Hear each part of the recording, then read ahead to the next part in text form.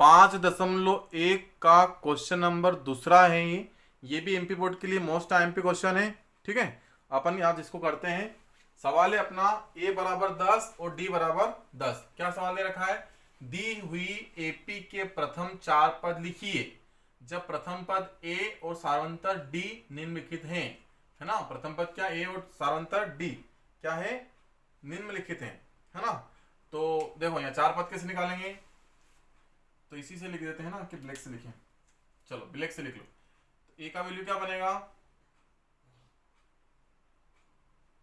a मतलब 10 हल, है ना। a मतलब 10 और मतलब प्रथम पद हो गया। दूसरा पद क्या होगा? a प्लस का d, है ना। a प्लस का d मतलब 10 प्लस का 10, 10 ने 10 कितने हो गए? 20। फिर a प्लस का 2d, a प्लस का 2d मतलब 10 प्लस का 2 और d का मान कितना है? 10।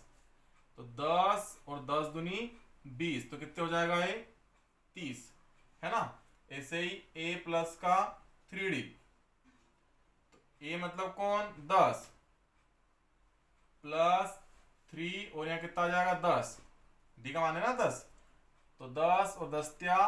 30, तो 30 और 10 40। ठीक है ना। ये 2 नंबर के लिए क्वेश्चन है। 2 नंबर ये ऑब्जेक्टिव में आ सकते हैं ऐसे क्वेश्चन, है ना। समझ आया? अब ऐसा कैसा दूसरा क्वेश्चन एक और देख लो इसके नीचे, है ना।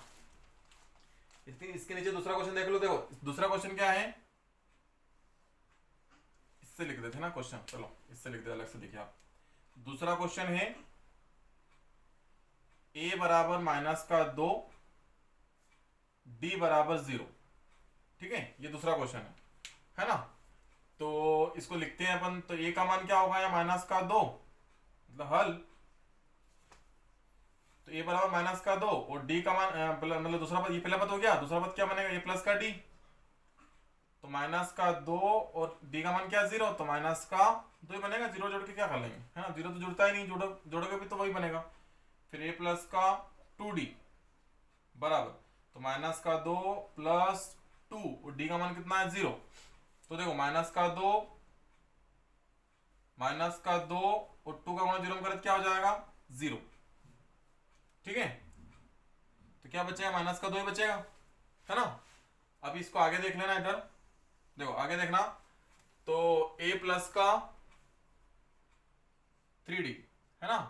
a प्लस का 3d मतलब क्या होगा कि a का मान तो कितना है अपने पास? माइनस का 2 और d का मान कितना है?